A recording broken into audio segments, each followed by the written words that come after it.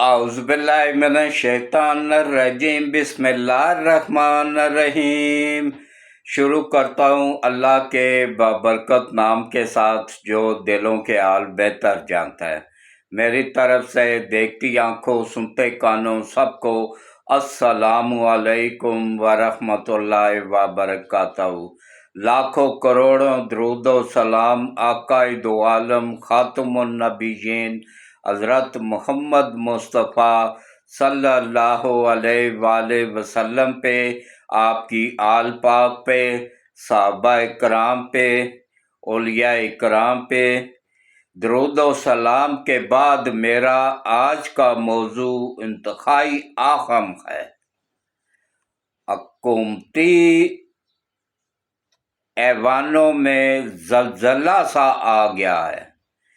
جو حکومت بڑی پرسکون انداز میں ملک کو دلدل سے نکال کے ترقی کی طرف لے کے جا رہی تھی، وہ لرز کے رہ گئی ہے۔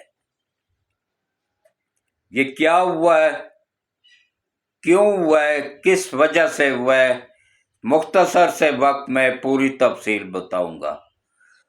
حکومت کے دو طاقتور وزیروں کی بد زبانیوں اور کرپشن میں، ایک کی بد زبانی اور ایک کے کرپشن میں ملوث ہونے کے ثبوت ملے ہیں۔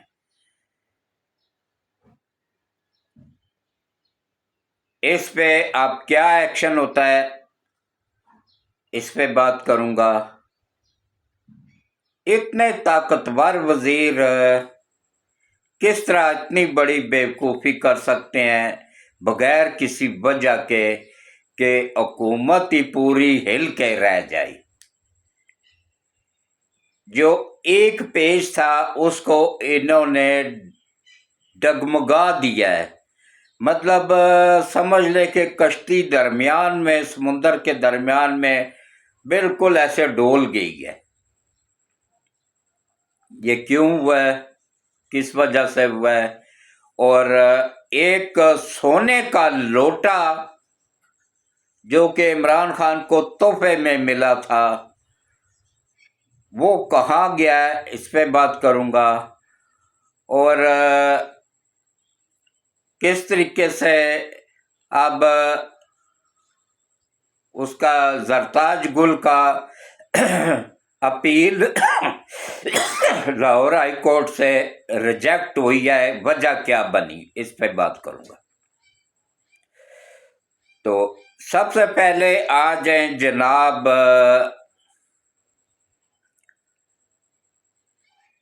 اصل موضوع کی طرف۔ اس سے آنے سے پہلے بس ایک اپیل ہے کہ دیکھیں یہ میرے اکیلے کا چینل نہیں ہے، یہ ہم سب کا چینل ہے، یہ آپ سب کا چینل ہے۔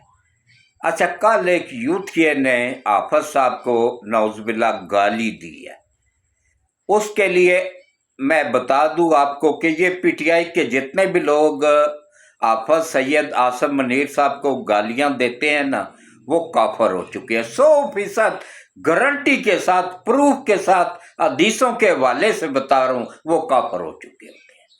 کیونکہ میرے نبی پاک صلی اللہ علیہ وآلہ وسلم کا فرمان ہے کہ میری نسل فاطمہ سے چلے گی، فاطمہ کی اولاد ہی میری اولاد ہوگی، اور جس نے فاطمہ کی اولاد کو گالی دی اس نے مجھے گالی دی، اور جس نے مجھے گالی دی وہ فوراً اسلام سے نکل گیا، کافر ہو گیا۔ تو حافظ سید عاصم منیر علی اور فاطمہ کی اولاد ہے اور شاہ شمس تبریز کی نسل ہے۔ اب وہ یوتھیے دوبارہ سے صدقے دل سے توبہ کریں، توبہ کا دروازہ تو کھلا رہتا ہے، صدقے دل سے توبہ کریں کہ آئندہ سے ایسی غلطی نہیں کریں گے۔ اس کے بعد دوبارہ کلمہ پڑھیں، دوبارہ ایمان لائیں، اور اگر شادی شدہ ہے تو اس کا نکاح بھی ٹوٹ چکا ہے، ختم ہو چکا ہے، دوبارہ نکاح بھی کریں، اور اس پہ قیامت تک قائم رہے اس توبہ پہ، ورنہ پھر دوبارہ توبہ کا بھی چانس ختم ہو جائے گا، کیونکہ بار بار توبہ کر کے بار بار اس کو توڑنے والے کی توبہ قبول نہیں ہوتی ہے۔ تو اب آپ میرے ولاگ میں کہا گیا ہے، تو میں نے کل بھی اس کو کہا تھا کہ بیٹا یہ آپ اسلام سے خارج ہو چکے ہو، کافر ہو چکے ہو، صرف یہ دل سے توبہ کرو، معافی مانگو اور دوبارہ سے اسلام قبول کرو، اور دوبارہ سے جا کے نکاح کرو اگر شادی شدہ ہو تو، اور اس پہ قائم رہو، تب دوبارہ پھر گالی دو گے تو پھر توبہ کا چانس ختم ہو جائے گا۔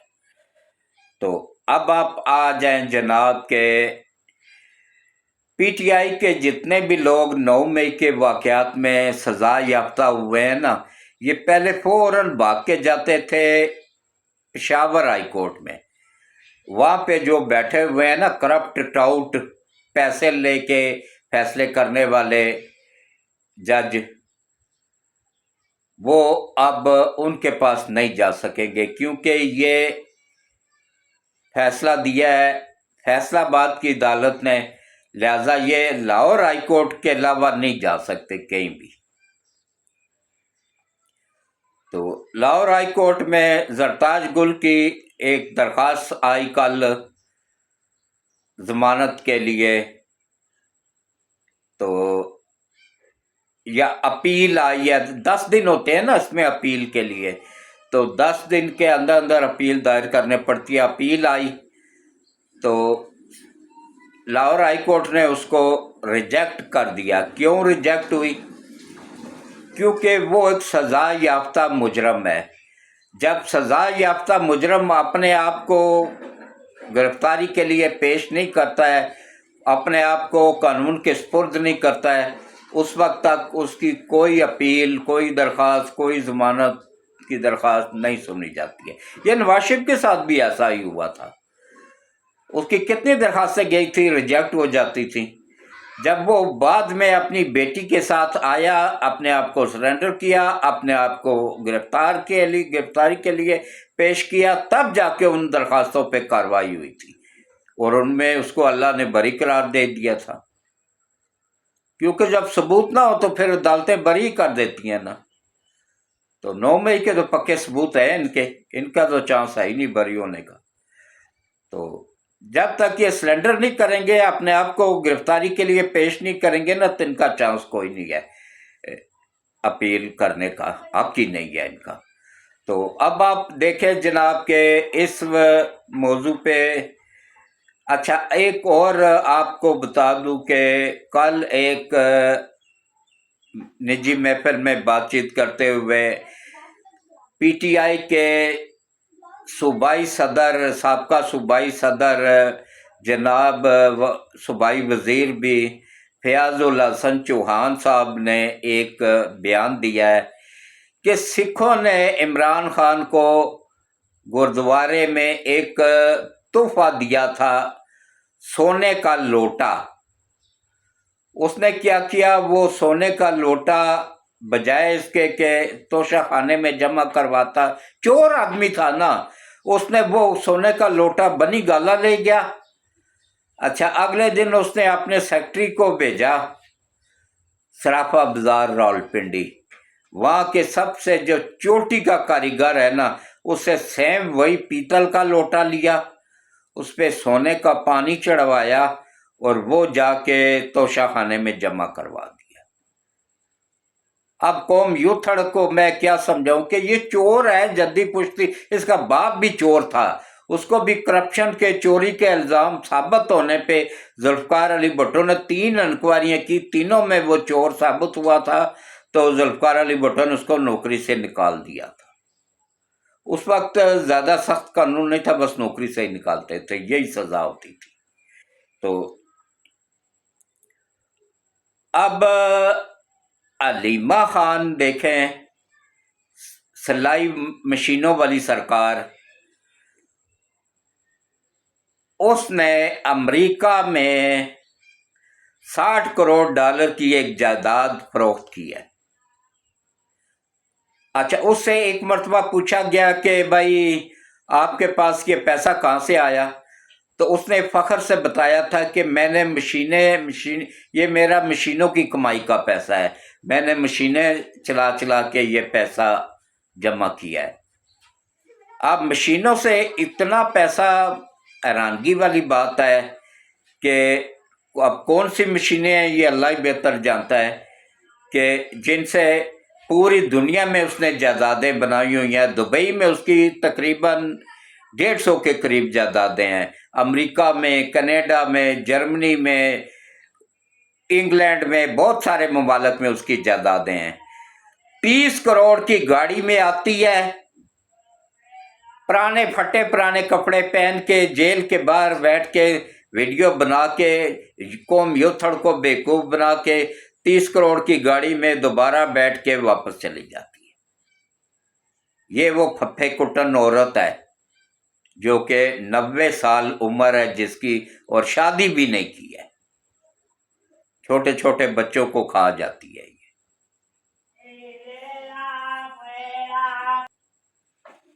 ये अभी एक मुल्क में जायदाद बेची है उसने, पूरी दुनिया के बहुत सारे ममालिक में ऐसी करप्शन की जायदादों से भरा हुआ पड़ा है। और फिर ये ईमानदार बनते हैं, अपने आप को ईमानदार शो करते हैं।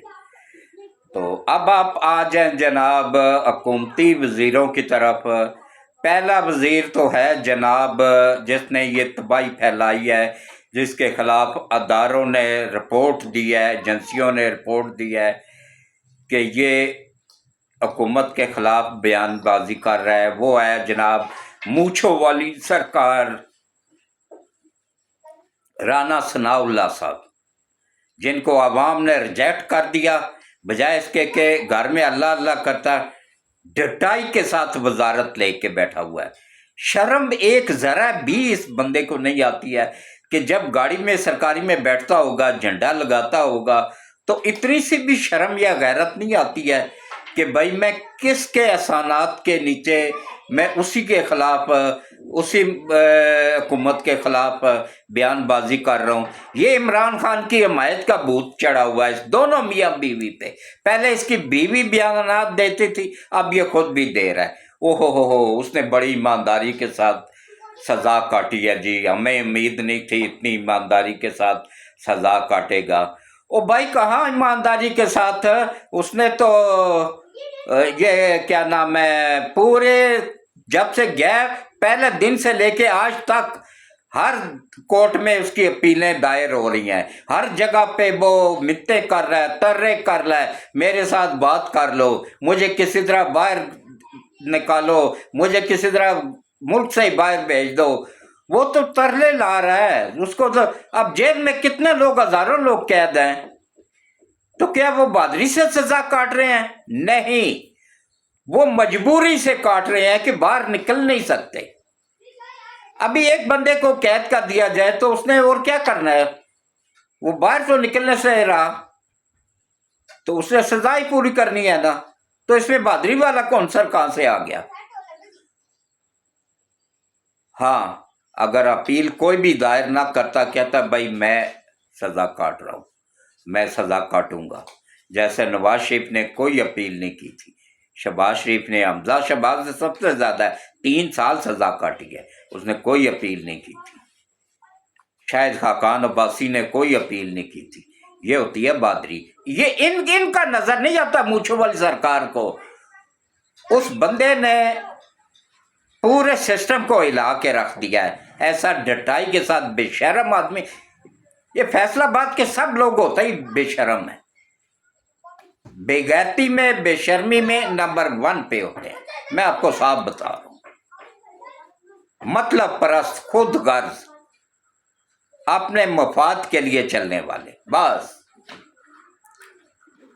इन्होंने अच्छी खासी चलती हुई हुकूमत को इन 2 वजीरों ने हिला के रख दिया है, एक राना सनाउल्लाह, एक ख्वाजा आसिफ। ख्वाजा आसिफ का भी मैं आप लोगों को बताऊं कि एजेंसियों ने कहा है कि इसके मुल्क से बाहर राब्ते हैं, जो मुल्क से बाहर फरार हुए हैं उनके साथ, क्योंकि आदमी ताकतों के टाउट तो आपको हर जमात में मिलेंगे ना। अब पता नहीं शहबाज शरीफ को, हालांकि शहबाज शरीफ की, नवाज शरीफ की फौज में बहुत इज्जत और एहतराम है। किस वजह से یہ اس وجہ سے کہ ان کے اوپر ابھی تک کرپشن کا کوئی ثبوت نہیں ملا ہے، کرپشن ثابت نہیں ہوئی ہے۔ جس دن ہوگی تو آفت صاحب ان کو بھی نہیں چھوڑیں گے۔ انہوں نے عہد کیا ہوا ملک سے کرپشن کا صفایا کرنے کا، اور اللہ ان کی مدد کر رہا ہے غیب سے۔ جب دل صاف ہو نا تو اللہ غیب سے مدد کر دیتا ہے، تو اللہ مدد غیبی کر رہا ہے اس حافظ صاحب کی، تو انشاءاللہ اللہ ان کو کامیابی دے گا۔ اور بہت جلد آپ لوگ سنیں گے کہ خواجہ آصف نے استعفیٰ دے دیا ہے یا استعفیٰ لے لیا گیا ہے۔ ویسے اس نے دے دیا، وہ اس کو منظور کر لینا چاہیے، کیونکہ اس کا ایک اسسٹنٹ کمشنر گرفتار ہوا ہے کرپشن کے الزام میں، اور صرف الزام نہیں، پکے ثبوتوں کے ساتھ۔ اتنا پارٹی نے خواجہ آصف کی وجہ سے یہ مریم نواز پہ پریشر ڈالا کہ اس نے ریزائن کرنے کی دھمکی دے دی تھی کہ میں ریزائن کر دوں گی لیکن اس کو رہا نہیں کروں گی، کیونکہ یہ پکے ثبوتوں کے ساتھ گرفتار ہوا ہے۔ تو اب اس کو نہیں چھوڑنا چاہیے، پکے ثبوتوں کے ساتھ جو بندہ گرفتار ہوا ہے اس کو اپنے انجام تک پہنچنا چاہیے، اور ان دو وزیروں کو فوری طور پہ شہباز شریف کو چاہیے کہ فارغ کریں، اور اس کے علاوہ بھی جتنے بھی لوگ پارٹی کے اندر ہیں جن کی نہیں چاہتے ہیں کہ حکومت اور فوج ایک پیج پہ رہے، ان سب کو بھی کھڈے لائن لگانا چاہیے، تب جا کے ملک ترقی کرے گا۔ اس کے ساتھ ہی میں اجازت چاہوں گا۔ اللہ حافظ۔